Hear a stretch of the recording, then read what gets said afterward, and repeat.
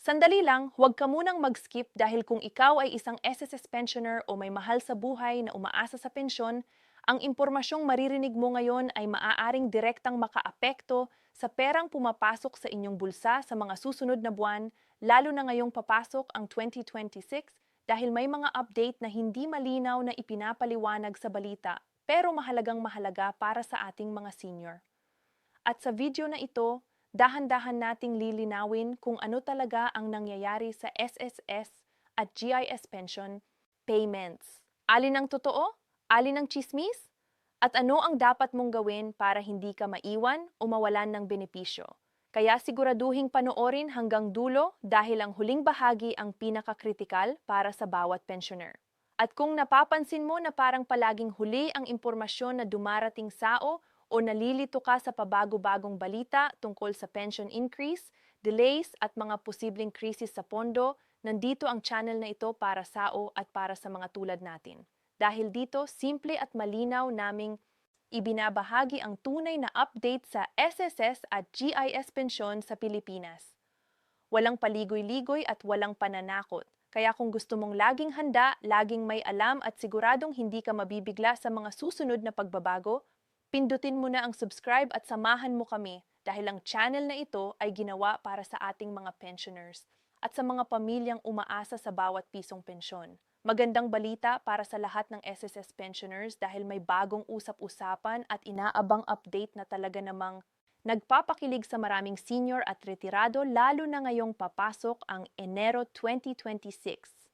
Dahil ayon sa pinakahuling impormasyon at malalakas na signal na umiikot, ang ikalawang tranche ng 1,000 pension increase ay mas lalong nagiging malinaw at mas konkretong pag-usapan. Kaya kung ikaw ay isang SSS pensioner o may magulang, lolo o lola na umaasa sa buwan ng pensyon, makinig kang mabuti hanggang dulo dahil sasabihin natin kung ano ang ibig sabihin nito. Sino ang posibleng makinabang?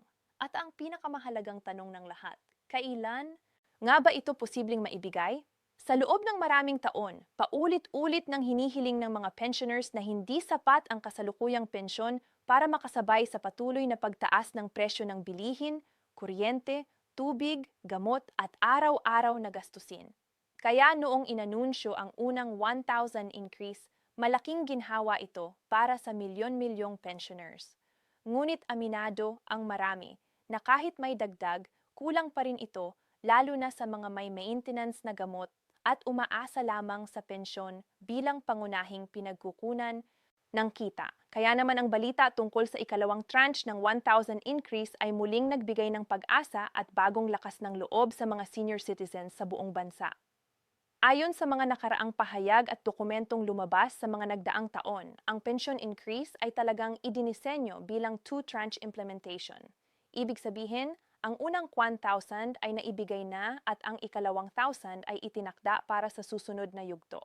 Kapag pinahintulutan na ng pondo at actuarial position ng SSS, at ngayon napapalapit na ang 2026, mas nagiging aktibo ang mga diskusyon kung ito na ba ang tamang panahon para ipatupad ang second tranche, lalo na't patuloy ang reforma sa kontribusyon at koleksyon ng ahensya. Maraming pensioners ang nagtatanong kung automatic ba itong matatanggap o kailangan pang mag-apply. At base sa mga nakaraang implementasyon, kung ito ay opisyal ng ipinatupad, inaasahang automatic itong papasok sa buwan ng pensyon ng mga kwalipikadong pensioners nang hindi na kinakailangang magsumite ng bagong aplikasyon na isa ring malaking ginhawa lalo na sa mga matatanda na hirap na sa proseso at pila. Ngunit mahalagang tandaan na kailangan pa ring maging updated ang iyong record sa SSS lalo na sa active bank account or UMID ATM kung saan pumapasok ang pensyon buwan-buwan.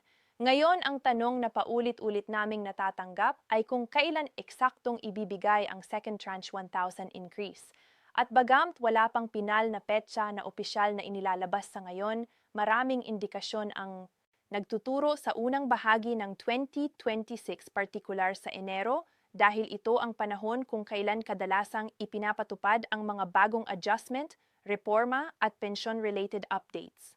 Kaya naman hindi nakapagtataka kung bakit Enero 2026 ang madalas lumabas sa mga talakayan at balita. mahalagang linawin na hindi lahat ng kumakalat sa social media ay agad dapat paniwalaan. Kaya ang pinakamainam na gawin ng bawat pensioner ay maging mapagmatsyag, makinig lamang sa mga lehitimong anunsyo at patuloy na sumubaybay sa mga opisyal na pahayag. Ngunit sa kabilang banda, hindi rin maikakaila na ang patuloy na pag-aaral at pressure mula sa publiko ay isang malakas na dahilan kung bakit muling nabubuhay ang issue ng second tranche increase sa kasalukuyan. Isipin mo ang dagdag na 1,000 bawat buwan, gaano kalaking tulong ito sa pambili ng gamot, dagdag na pagkain o pambayad sa kuryente. Lalo na ngayong ramdam ng lahat ang bigat ng inflation. At para sa maraming pensioners, ang dagdag na halagang ito ay hindi luho, kundi pangangailangan. Kaya naman natural lang na marami ang umaasang maibibigay ito sa lalong madaling panahon. At kung Enero 2026 nga ang target, malaking tulong ito sa pagsisimula ng bagong taon.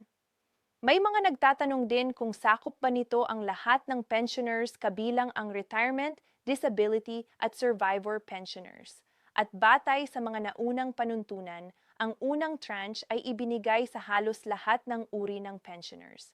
Kaya mataas ang posibilidad na ganito rin ang maging saklaw ng second tranche kung ito ay tuluyang ipatupad. Subalit muli ang eksaktong detalye ay nakadepende pa rin sa pinal na guidelines na ilalabas ng SSS. Sa ngayon, ang pinakamahalagang payo sa lahat ng pensioners ay siguraduhing updated ang kanilang personal information. Huwag basta-basta maniwala sa mga peking anunsyo at maghintay lamang ng opisyal na kumpirmasyon. Ngunit hindi rin masama ang maging handa at maalam sa mga posibleng pagbabago dahil ang kaalaman ay kapangyarihan, lalo na pagdating sa iyong pensyon at kinabukasan. Kung ikaw ay matagal nang sumusubaybay sa mga balita tungkol sa SSS, alam mong hindi basta-basta ipinatutupad ang mga ganitong increase. Dumadaan ito sa masusing pag-aaral, aprobasyon at tamang timing. Kaya kung sakaling matuloy ang second tranchesya sa Enero 2026, masasabi nating ito ay bunga ng mahabang laban, patuloy na panawagan at kolektibong boses ng mga pensioners na hindi tumigil sa paghingi ng mas makataong benepisyo. Habang papalapit ang 2026, asahan natin na mas dadami pa ang update, paliwanag at paglilinaw tungkol dito. Kaya napakahalaga na manatili kang nakaabang at huwag kang mapag-iwanan ng impormasyon dahil bawat detalye ay mahalaga lalo na kung ito ay may direktang epekto sa iyong buwanang kita.